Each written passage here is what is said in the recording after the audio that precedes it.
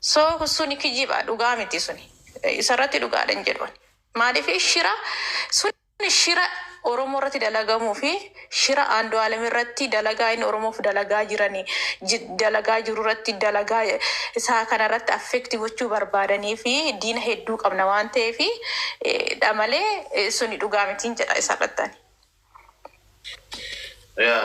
Yoo dhugaa ta'e suni silaantalli maaliif maatitti nimne ammoo yoo soba ta'e ani harka keessaa qabdi waan shira kana keessaa jiriitan akkasitti fudhadhaa jechaadha gara kiyyaan. Okay, Taaddalu jirta? Taaddalu hin jirtu. Taaddalu warri dubbachuu hin dandeenye gadi bu'aatoo warra dubbatanii fi carraa gadhiisaa. Mary, itti fuuf kan keeti Mary. Hunduma keessaniif iyyuu nagaan ta'u jecha uummata Oromoo hundumaaf jajjabina jecha waa'ee meesejii sanarraan waa'ee dubbachuu barbaade. An akka kiyyatti meesejiin suni dubbii dhugaarraa baay'ee fagaateedha. Maaliif namni tokko fakkaatee walitti barreessuu danda'a hin beekamu. Dammoo meesejii sana keessatti wanti fillafiiti waa'ee mucaa kanaa fi mucaa kanaa sorry, wifi kuda wanti waa'ee artistii Andu'aalemii fi moodelii mucattii kana haadha manaaf abbaa manaa kana gidduu dubbatame hadda ba'ee footoo mucaa kana fayyadamanii haasa'uu danda'u gochuu danda'u istaayilii teekiniikii miidiyaa kana akka meeqatti akkuma amma daraartuun jette kanatti wanta meeqatu hojjetamuu danda'a. Odoo waan kanarraa dhaabbanne darbee otoo jiruu immoo mucattiin kun nuuf shakkamuu qabdi. Ani immoo kanan jedhuyyuu moodelitti mucattiin akkana jettee mucaa kanarratti dubbachaa jirtu nuuf shakkamuu qabdi, gaafatamuu qabdi, barbaadamuu qabdi, yaafatamuu qabdi. Haannaa Addaamuu jedhamti. Ishiin tun immoo tanaan biraatti tun immoo beest fireendi Qananiiti. Sun Haannaa Addaamuu jedhamti. Moodela Haannaa Addaamuu. Haannaa Addaamuu dhiisa. Haannaan Addaamuu sun miira haariidhaan haasofti malee waan beektu qabdi natti hin fakkaattu anaani. Maaliif namni mucaa kana hamma utuu teenyeetiin of dhaggeeffannee of ilaalleeti ijoo artistiin tokko akkamiini dhaabbitti du'eeraam mucaan kun ijoo yoo dhaabbanne of ilaallee dhaabbitti du'eeraam namni tokko koo du'ee dachee gadi ta'uu filata. Hunkaan artistii beekamaa sabaaf dhaabbatu sabaaf dubbatu miti lubbuu mucaa haadha manaa isaati. Bilis narratti hin bilbilnaa. Lubbuu haadha manaa isaati balleessuu otoo hin ta'ini waan maqaasaa balleessu safara maqaasaa balleessu yoo dhaabbachuun barbaadu artistiin tokko hamman beekutti. Andu'aalem artistiin kun kana godha jedhes dhugaadhaa hin yaadu hin yaadamus. Eenyu sammuu daa'imaa yoo yaade eenyuyyuu hin yaadu. Nama baratee miti. Maaliif mucaan kun mee dhaabbadhaa of ilaalaa mee ijoollee warri Andu'aalem irratti murteessaa jirtani. Maaliif mucaan kun haadha manaasaa kana dhabee maqaasaa dhabee yaa amma waan du'e irratti natti mul'ataanaan maaliif sammuun isaa baay'ee miidhamaadha. Moolaan isaa cabaadha. Hojii isaa irratti jireenya isaa irratti dhaabbadhaa of ilaalaa jechuun barbaada. Warri Andu'aalem irratti murteessaa jirtan. Yes, namni akka haadha manaaf abbaa manaatti walitti buufuu danda'a, wal tuquu danda'a. Miirri tokko tokko jiraachuu danda'a. Warreen haadha manaaf abbaa manaa gidduu wartanii haasoftanii kun jiraachuu danda'a hin jiru hin jennu. Ijoo namni walitti hin buune hin jiru mana kam keessa iyyuu jiraachuu danda'a. Kun keessatti haasa'amuu hin qabu. Garuu dhaabbadhaa of ilaalaa warri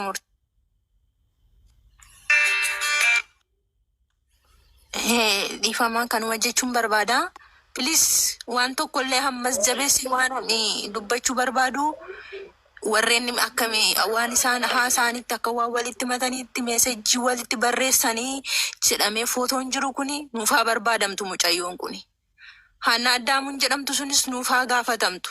Dhugaadhaani. Maaliif namuma keenya wal cabsaa jira, namuma keenya wal balleessaa jira.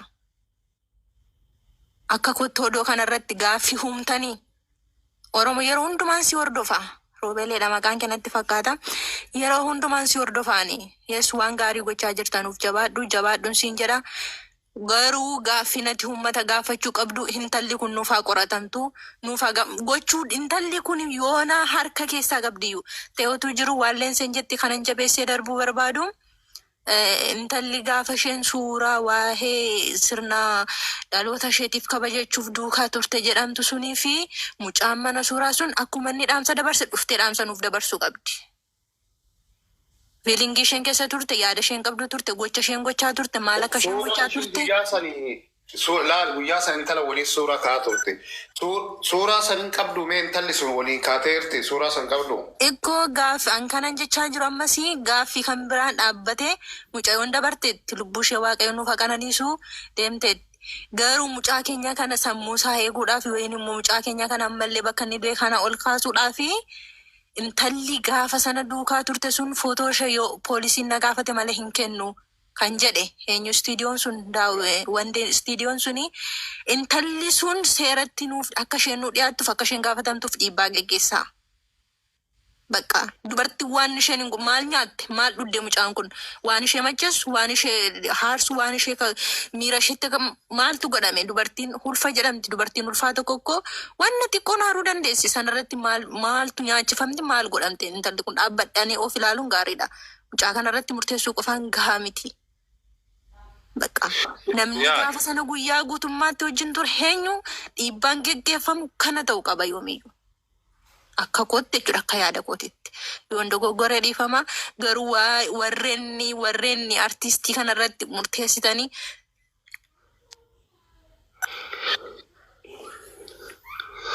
Maqaa waaqayyoon isin qabeera dhaabbadhaa of ilaalaadha.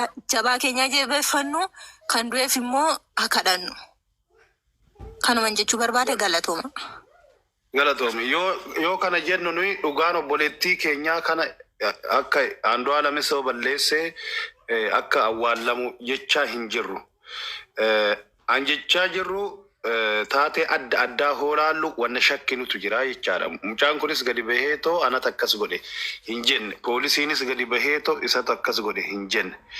Wanti agaamma odeeffannoon kennamaa jiru odeeffannoo gara gaafa dura barzdeen ishii barzdee ishiitii jedhan. Amma immoo deebisanii barzdeen ishii torbanii jedhan. Andu'aalemitu bakka kuftee kaasee jedhan. Takka turaniit ammoo BBC irratti poolisiitu kaasee jedhan. Waanuma wal'aa lubbuun karaatti dabarteeru, hospitaalatti dabarteeru. Waan wal'aadha hanga amma. Du'a Haacaaluu bira gahuu fi homaa karaa dhabnee jechaadha. Maaliifii baay'ee shira xaxaa tokkoon jechaadha. Gaafa mucaan eenyu sooraa eenyu jedhamu asi mucaan dhalataa Wallaggaa tokko hoteela keessatti du'e jedhan.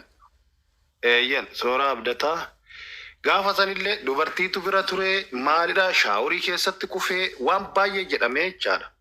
Kanaaf amma taatee kana ukkaamsuudhaa fi shirri baay'ee akka xaxamaa jirullee natti mul'ata. Dhugumoo poolisiin dhugaa kana baasuu barbaade namoota kana barreessan kana qabaa jechaadha. Ammoo wanti kun gara tokkotti murtaa'ee warri har'a duula kana Oromoo wal ficcisiisuu fi keessattuu nama jabaa Oromoo kanarratti duula akkasii kana warri bantanii egaa waan isinitti dhufu hunda isaatuuf hin fudhattu jechaadha. Dubbiin kun gara tokkotti haa murtaa'u. Gaafa dhugaan baheen booda akkanatti Oromoo wal ficcisiisti Oromoon jechaadha. Oromoo wal ficcisiisaa be. Maali namni akkanatti jibba walirratti labsu.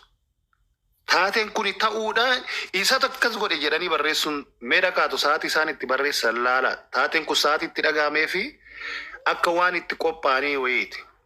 Namni meetirii 100 fiigu sirriitti qophaa'a. Sakandii maakroo sakandii takka duubatti hafnaan hin mo'atama waan ta'eef meetirii 100 jechuun sakandii 9 fiigda. Sirriitti qophaa'uu qabda. Akkasitti qophaa'aniitu ta'an natti fakkaataana. Okay. Itti fufne. Ani maaltu na dhibe beekta wantoota sammuu dhagaa jiruuf argaa jirurraa.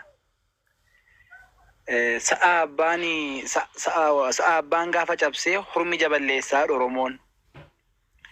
Kanaafi warroonni baay'een isaanii warroonni baay'een akkaataan itti baay'ee akkaataan itti hargeetti jibbiinsa mucaa qabu. Inni lammataan immoo jibbiinsa sabummaa qabu. Warra afaan beekantu miidiyaa kana hurgufee tiktookii kee jala seenuu sekendii 10 hin guutani. Gastii ergatu hin ba'u waa lafallafanii wayii waa barreessaniit waggaatti gastii gadi yaada kennuuteen immoo gastiin kennitanii hin ba'u hin deemu. Deemanii bakka biraa dhaqu immoo achitti immoo waan biraa godhu immoo deemanii bakka biraa seenu immoo waan biraa godhu immoo maal godhu sumii uummata keessa hawwaalaa jiru. Sumiin akka buqqaanetti uummata keessa maal godhanii namni kun maal hamana namni waan dhagaye hamana waan ta'eef akka namni dhaga'u akka namni hubachuu danda'u sobanii yaada ragaa akka waan ragaatti waan xiqqoo waa qabatanii sagalee wayii qabatanii barreeffama wayii qabatanii dhaqanii deemu. Namni immoo shakkii sa'aatiin mucoon sun sa'aatii sanii akkamitti kufuu dandeessee akkam ta'e maal faayichaa jiru ganamaa wal lolanii ba'anii akkamitti argan jarri kun eessaa arganii maa irraa arganii eegaa arganii immoo ragaa waajjira hojiitti maaf hin kennine maa himata isaa irratti hittee akka baramu hin taasisne. Kanaafi warri kun warra akkamitti inni guddaan shoora waan taphachaa inni jibbummaa sabummaa jibbummaa mucaa kana maa guddatee maa sagalee uummataa ta'e maa uummata biratti fudhatamaa ta'e maa beekame namni akkanaa Oromoo keessaa maa ba'e inni tokko immoo maa nu caale kan jedhuudhaan kanaafi hiriyoonni mucaa kanaa gadi ba'anii nam tokko hin dubbanne hiriyaan mucaa kanatti dhiyaatti jedhamti gadi baatee.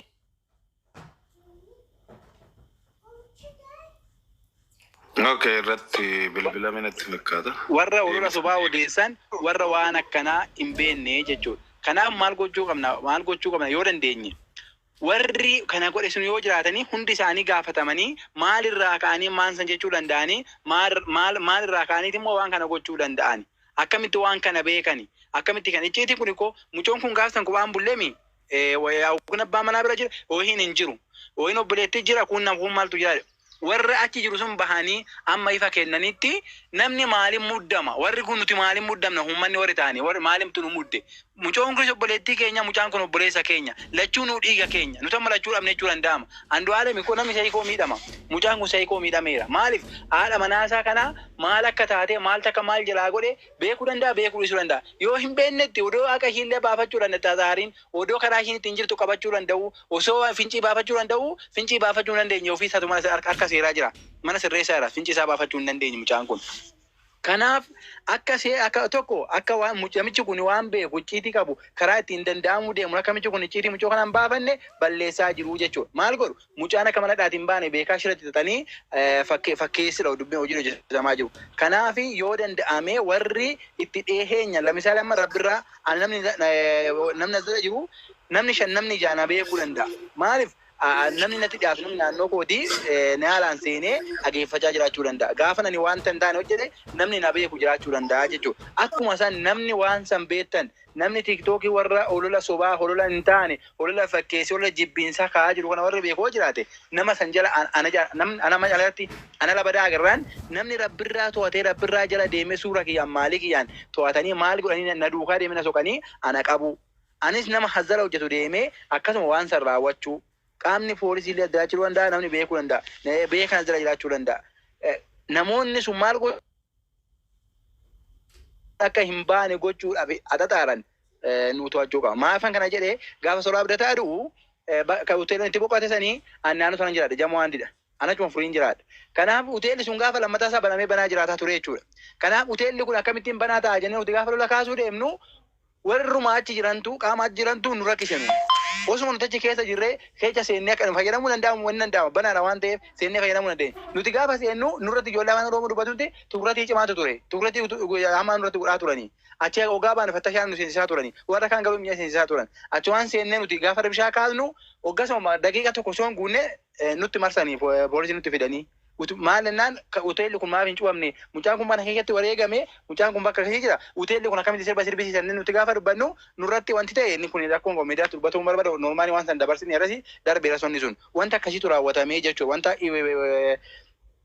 waan san dhoksuudhaaf raawwatamu waan san akka hin taane akka waan hin godhamne yakka biraa fuudhanii yakka biraatti dabarsuu yakkamaan qulqulluu ta'ee dubbachuu yakkamaan immoo nama gaarii ta'utu jira yeroo baay'ee waan ta'eef waaqayyo haqa mucayyoo kanaa yoomillee hin dhoksin haqni mucoo kanaa hin dhokatin akkasuma haqni mucaa kanaas hin dhokatin warri jibbiin galatoomi ilaal nullee kan jechaa jirru tan argaa jirru waan ati haasoftu kana argaa jirra amma ijoolleen Oromoo warra faannoo waliin akkamitti akka duulaa turan kino warri faannoo akkas jedhanii ta'u duula nurratti bananii jecha. Ijoollee Amaariffallee dubbachuu hin dandeenye. Amaariffallee dubbachuu hin danda'ani. Miidiyaa namaa seenanii.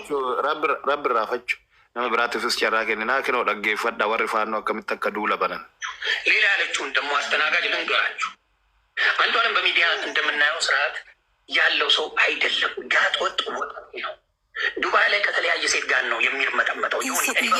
ፕሊዝ መንዴ ማንም ብቻ ከናገፈችውን ጃለዱ አብሮ ያደረችው ሚት ጎድ ፕሊዝ ሚት ጎድ ረጋ ደጌሳ ፕሊዝ ወሪ ሙደምተኒ ገዲ ቡኡ ደንዴሱ ወሪ ሙደምተን ኖይ ኡመtaa fi uummata barsiisaa jirra. Amma inni maal jedhee dhiyeessee asirratti astanaagaajin yookaan keessummeessituun naa barreessitee jedhee dhiyeesse. Shira xaxamaa jiruun isinitti maa jiraani? ሌላ ያለችውን ደግሞ አስተናጋጅ ልንገራችሁ። አንዷንም በሚዲያ እንደምናየው ስርዓት ያለው ሰው አይደለም። ጋጥ ወጥ ወጠጤ ነው።